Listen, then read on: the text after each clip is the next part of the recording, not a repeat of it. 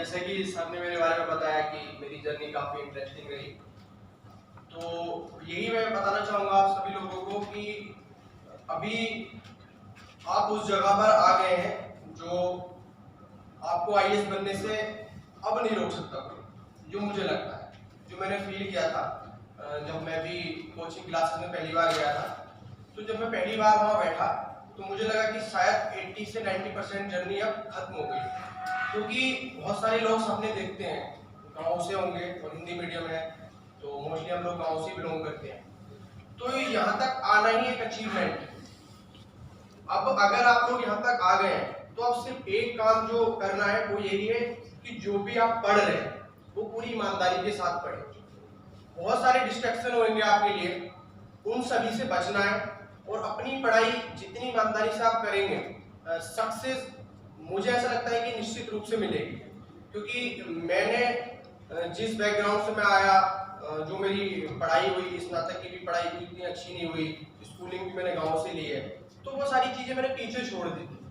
मैंने यही सोचा था कि यार अब मैं दिल्ली आ गया हूँ, अब मैं उन सभी लोगों के बराबर हूँ, चाहे वो आईआईटी से पढ़ के आया है, चाहे वो जेएनयू से पढ़ के आया है, चाहे वो एएमयू से पढ़ के आया है, लेकिन अब वो मेरे लेवल पे है। उसकी पढ़ाई अच्छी हुई होगी, हो सकता है वो कुछ चीज़ों को 6 घंटे में कर लेता हो, तो अगर मेरी पढ़ाई अच्छी नहीं हुई है तो मैं 8 घंटे लगा लेता हूँ। अगर हमें मेहनत ज़्यादा करनी पड़ रही है तो कोई दिक्कत नहीं है ना, सपना बड़ा है हमारा तो मेहनत भी बड़ी होगी और खुद पे भरोसा रखना।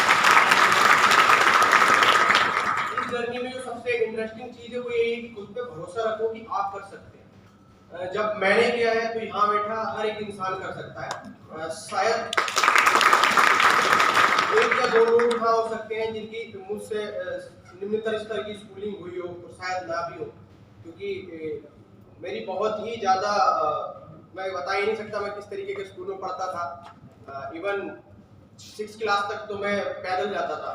तो मैंने अपने पापा से कहा कि बहुत से लोग घोड़ा बुकी होती है ना, उससे आते थे कि हमारे भी लगाओ, तो उन्होंने बोला कि मैं एक ही चीज़ अफोर्ड कर सकता हूँ, या तो मैं तुम्हारी फीस दे सकता हूँ या घोड़ा बुकी के पैसे दे सकता हूँ। तो बट अब पढ़ना था, क्योंकि थोड़ा सा अच्छा स्कूल था तो मैं पैदल जाता था। 1 से 1.5 किलोमीटर का सफ़र 6 साल तक मैंने पैदल ही किया, लेकिन मेरी 6 साल में 6 छुट्टी भी नहीं होगी। उतनी ईमानदारी के साथ मैंने मेहनत वहाँ पर भी। मेरा यही था कि जिंदगी में मुझे जब भी मौका दिया मैंने अपना कार्य ईमानदारी के साथ किया। पश्चाताप नहीं रहे कि यार ये मौका मिला था तो यहाँ पर ये कमी रह गई या इस तरीके से हम नहीं कर पाए। आप अपना 100% दीजिए। बाकी मैं तो इस बार या अल्लाह में विश्वास रखने वाला आदमी हूँ, तो मैं यही कहूँगा कि आप अपना 100% दीजिए, बाकी चीज़ें उसके ऊपर छोड़िए। अगर आपने ईमानदारी से मेहनत की है तो सफलता आपको जरूर मिलेगी। और सिविल सर्विसेज में तो जैसे सर हमेशा बोलते हैं, आपने सुना होगा कि अगर आपने अच्छे से पढ़ाई की है तो ज़िंदगी में आप बहुत बेहतर करेंगे जहाँ भी जाएंगे।